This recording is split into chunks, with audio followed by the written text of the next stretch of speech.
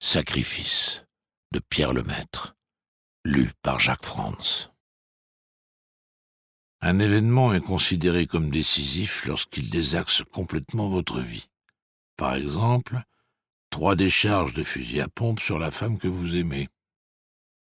Atmosphère glaçante, écriture sèche, mécanique implacable, Pierre Lemaître a imposé son style et son talent dans l'univers du thriller.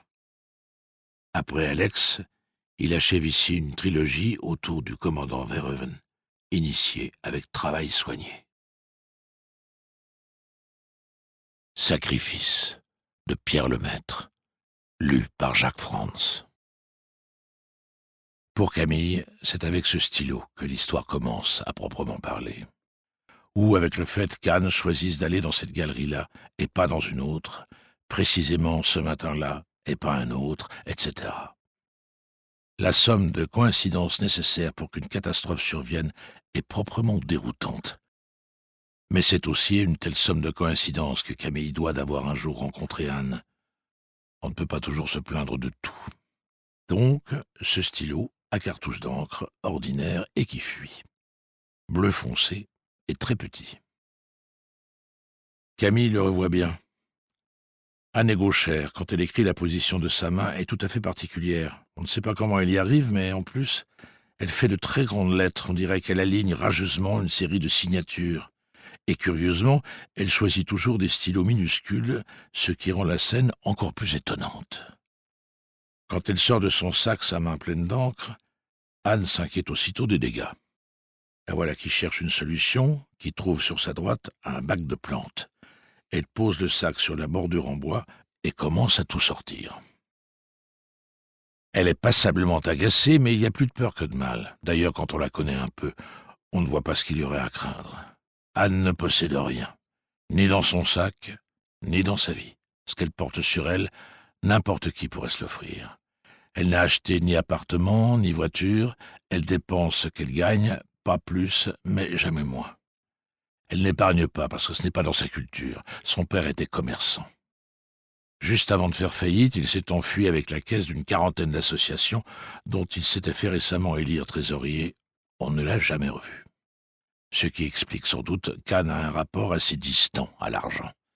Ses dernières inquiétudes financières remontent à l'époque où elle élevait seule sa fille, Agathe. C'est déjà loin. Anne jette aussitôt le stylo dans la poubelle, enfourne son téléphone portable dans la poche de son blouson. Son portefeuille est taché, acheté lui aussi. Mais les papiers à l'intérieur sont intacts. Quant au sac, la doublure est humide, mais l'encre n'a pas traversé. Anne se promet peut-être d'en acheter un autre dans la matinée. Une galerie commerciale, c'est l'endroit idéal, mais on ne le saura jamais, parce que ce qui va suivre va l'empêcher de faire des projets. En attendant, tant bien que mal, elle tapisse le fond avec les mouchoirs dont elle dispose.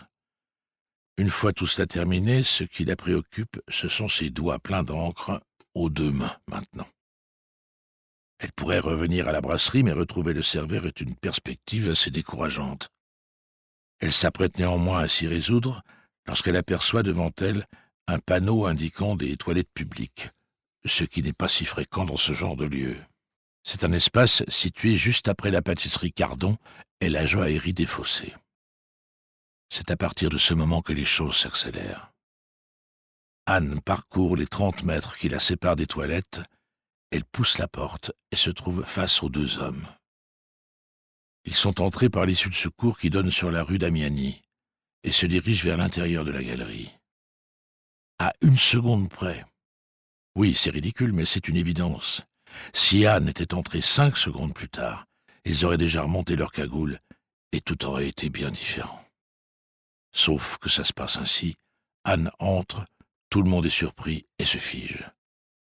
Elle regarde tour à tour les 2 hommes, surprise par leur présence, leur tenue et surtout leur combinaison noire. Et leurs armes, des fusils à pompe. Même quand on ne connaît rien aux armes, c'est très impressionnant.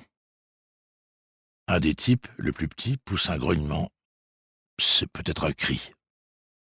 Anne le regarde. Il est ébahi. Elle tourne ensuite la tête vers l'autre. Il est plus grand, avec un visage dur, rectangulaire. La scène ne dure que quelques secondes, mais les trois personnages restent muets, fixes, aussi stupéfaits les uns que les autres. Tout le monde est pris de court. Les deux hommes remontent précipitamment leur cagoule.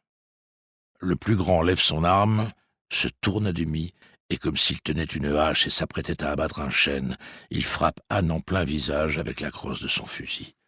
De toutes ses forces.